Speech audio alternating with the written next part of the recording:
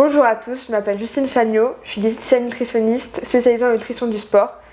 Et aujourd'hui, je vous présente un nouveau format, donc sous forme vidéo, et où l'objectif va être d'accueillir des athlètes avec différents sports, différentes visions de l'alimentation du sport. On va pouvoir aborder du coup la nutrition sportive, tout ce qui est rapport au corps aussi avec le sport et la performance.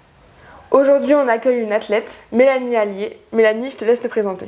Je m'appelle Mélanie, j'ai 24 ans, je suis étudiante en orthophonie et à côté, je fais de la course à pied, du 5 km au 10 000 mètres. Ok. Il me semble que tu as fait plusieurs sélections. Ouais, j'ai fait 3 sélections d'équipe de France, j'ai fait 2 Europes de cross et une Coupe d'Europe du 10 000 mètres. Et d'où te vient du coup ta passion pour la course à pied? Depuis quand tu cours?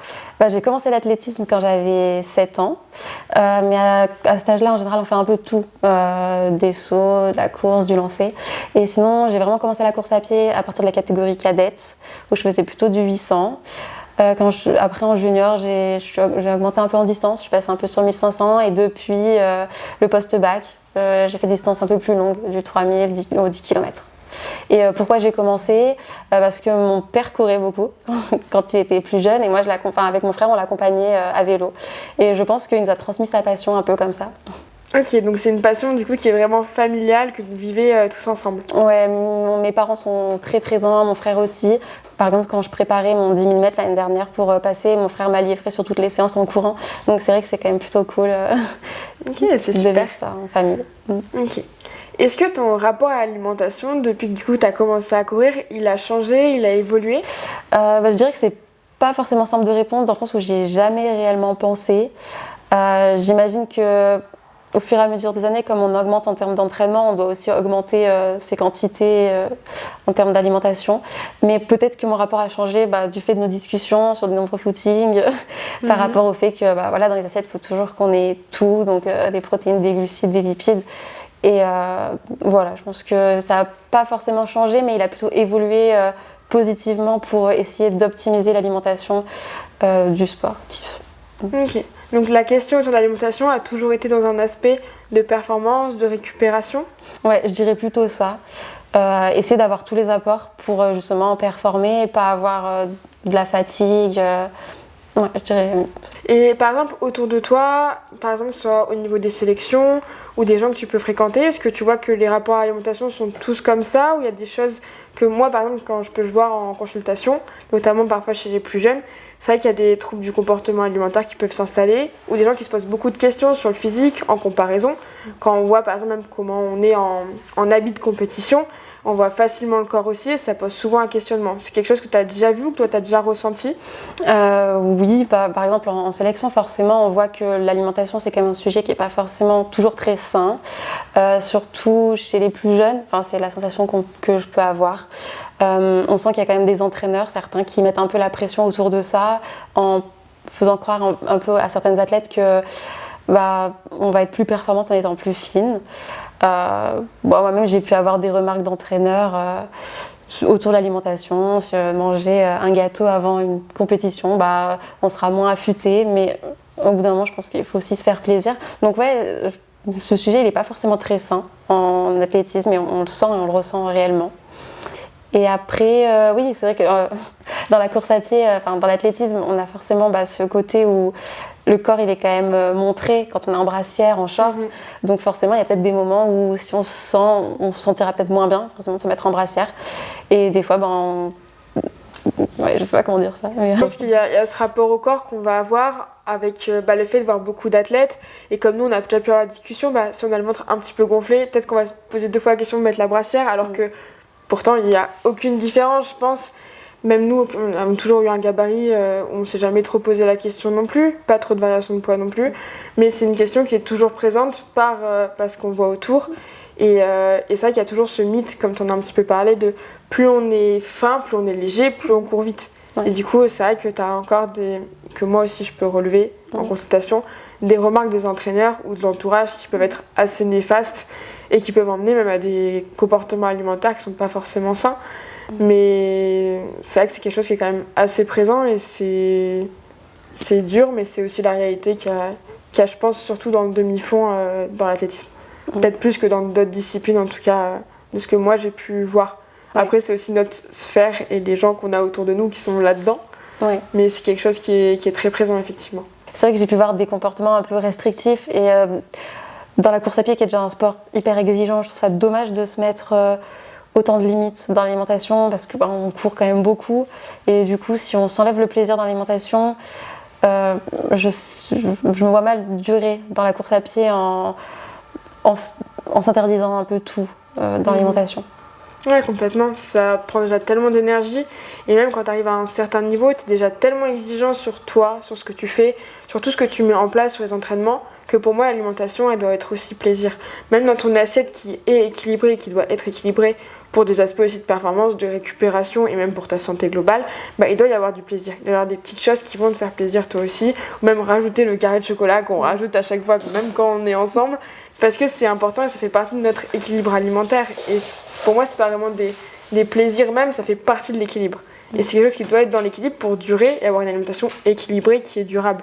Donc ça, et c'est vrai que pour revenir un petit peu sur la restriction, c'est une discussion qu'on a déjà eue nous plein de fois, mais c'est vrai que c'est quelque chose qu'on peut voir, pas que dans la tête, dans pas mal de sports, où quand quelqu'un va avoir par exemple un comportement assez restrictif, il peut y avoir une perte de poids, la personne va progresser dans un premier temps. Et ça, c'est hyper compliqué parce que du coup, la personne, pour elle, c'est qu'elle est dans le vrai, c'est qu'elle est dans le bon. Si elle voit qu'elle perd du poids et qu'elle progresse, elle se dit, en fait, c'est ce qu'il fallait que je fasse. Sauf que après, ce que ça va entraîner forcément, c'est être un déficit hormonal. On peut avoir la perte des règles, qui là est assez compliqué dans certains cas parce que des fois, ça met beaucoup de temps à revenir. Et on peut avoir du coup tout ce qui va s'engendrer, avec tout ce qui est hormonal, avec notamment après déminéralisation osseuse, et tout ce qui peut être fracture de fatigue sur le long terme. Et c'est quelque chose qu'on a pu voir sur des personnes qui sont plus ou moins connues. Oui, on a pu en voir beaucoup en athlétisme, des athlètes qui avaient un physique déjà très athlétique et qui sont vraiment beaucoup affinés. Au début, forcément, on les voit parfaits, on se dit peut-être la solution miracle, et après on voit qu'il y a ça ensuite des blessures, et finalement ces filles-là arrêtent. Et c'est vrai que c'est dommage de voir ces dérives dans le sport, parce que le sport c'est quand même le plaisir avant tout. Et de voir ça, c'est vrai que ça nous rend quand même assez triste, quoi. Oui, c'est ça. Sauf qu'il y a toujours ce côté où quand tu perds un peu de poids ou des fois que tu as perfait, il y a des gens aussi qui te félicitent. Et du coup, je pense qu'il y a des gens qui vont vraiment rester là-dedans et tu peux leur dire ce que tu veux. Ils disent ok, mais je perf. Du coup, pourquoi j'arrêterais cette démarche-là? Et c'est ça qui est aussi hyper compliqué, c'est qu'il y a vraiment cette démarche du je perds du poids, je perds dans un premier temps. Alors, ce qui n'arrive pas à tous les coups, des fois on perd du poids, on est directement plus dans son poids de forme. Comme nous, on en parle souvent aussi, on va avoir tendance à se peser des fois, surtout quand on est en saison, pour faire attention à ce que notre poids ne soit pas sous un certain poids, parce qu'on sait qu'en dessous, on est un petit peu limite, on va être fatigué, on peut avoir tendance à se blesser. C'est ça, c'est vrai. C'est vrai qu'il y a des moments où on devrait être physiquement plus forte parce qu'on arrive en pic de forme, mais des fois l'affûtage a été un peu trop rapide et du coup ça fait qu'on se sent plus faible parce que finalement notre poids de forme il est plus là. Et ça a pu m'arriver sur une compétition. Ouais, c'est ça, et c'est surtout que ce qu'il faut réussir à se dire, c'est que le poids de forme il est hyper individuel. Ton poids de forme à toi ne sera pas le mien, il ne sera pas non plus celui d'une autre fille. Chaque personne a son poids de forme, qu'il soit plus ou moins bas ou plus ou moins élevé. Des fois, à 1 ou 2 kilos près, c'est là où on va plus être en forme, alors que notre personne perferait à ce poids-là. Et c'est vrai que c'est quelque chose qu'il faut vraiment réussir à se dire que c'est hyper personnel. Et du coup, c'est ça aussi qui est compliqué, on ne peut pas se comparer. C'est ça. Du coup, toi, Mélanie, au fil de la saison et tes objectifs, est-ce que ton alimentation, elle va changer? Est-ce que tu auras des moments où tu vas être un petit peu plus carré sur ce que tu manges? Je dirais pas que mon alimentation, elle va fondamentalement changer pendant ma saison, parce que j'essaie d'avoir toujours tous les besoins. Peut-être avant les compétitions, j'augmente toujours un peu les glucides, parce que on fait quand même du 5 km, du 10 km, donc on a besoin quand même de pas mal d'énergie, et puis que ce soit pour la compétition, même pour mieux récupérer. Et après, forcément... pour mes premières sélections, par exemple, on se rend compte qu'on va avoir tendance des fois à se comparer aux autres, à se dire que peut-être qu'on mange plus que les autres. Donc, comparer du coup les assiettes et ouais, c'est ça. Des fois, on va se dire peut-être que je mange trop finalement, mais alors qu'en fait, c'est nos besoins et du coup, faut pas se comparer parce que chaque corps est différent et on a tous besoin de choses différentes finalement. Donc, il faut, même quand on est en sélection, manger comme si on était chez nous. Donc, pas changer juste parce que les autres mangent différemment.